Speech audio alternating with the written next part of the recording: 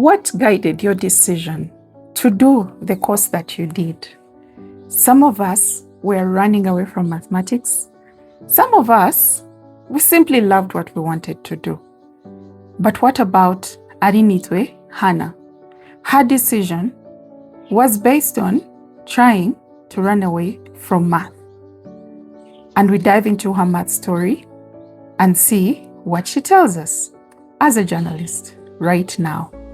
Welcome to my Math Story with Stella podcast, a space where we share math stories to spark conversations and inspire change among the society and mathematics education that we desire. Let's dive into her story right now. I'm Hannah Arinaitwe, a journalist from Uganda. Math and I, well, we've had a complicated relationship. There were times I felt completely lost. It all felt like a language I couldn't understand. I even chose a career path thinking I could run away from math,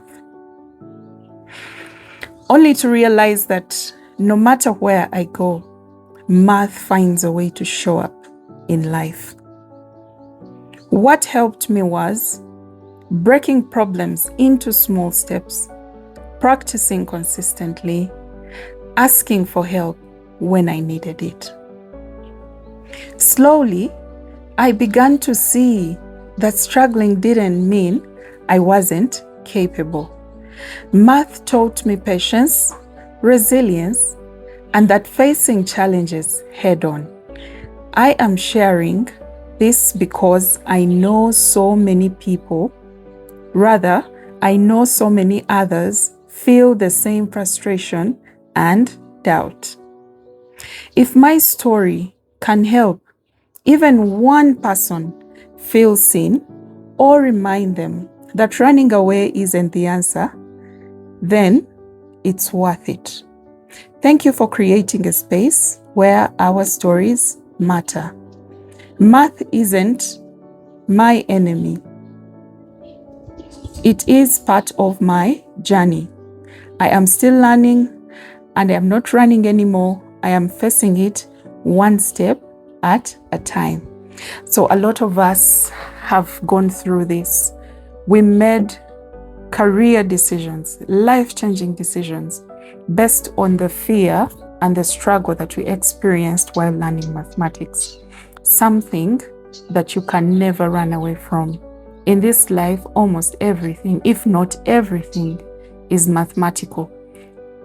And if you say, okay, if I'm not going to do anything related to math, well, you do shopping, you do budgeting, and you lay out spaces and figure out which table fits in what space.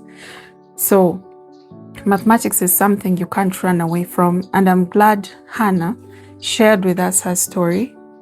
One thing that really stood out for me is that the three major things that helped her overcome the struggle she faced in mathematics, one of them being breaking problems into small steps.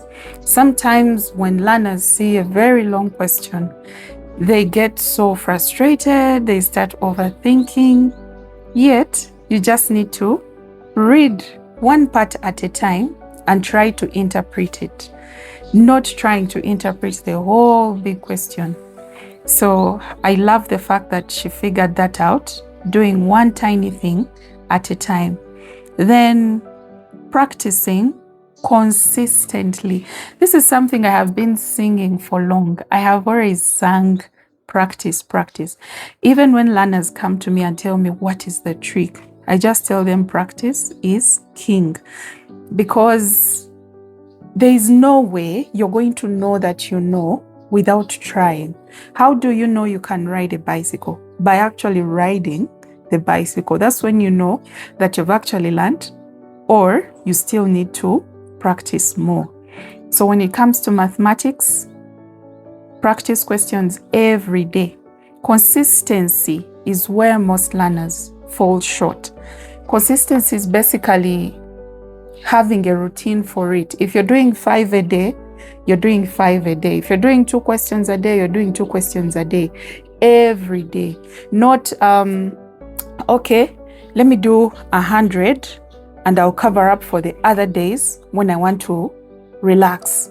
No, it doesn't work like that. You have to do a few numbers each day such that it is more meaningful, and it's easier to forget something you've done once and left alone than trying to do small bits, excuse me, than trying to do small bits of something daily.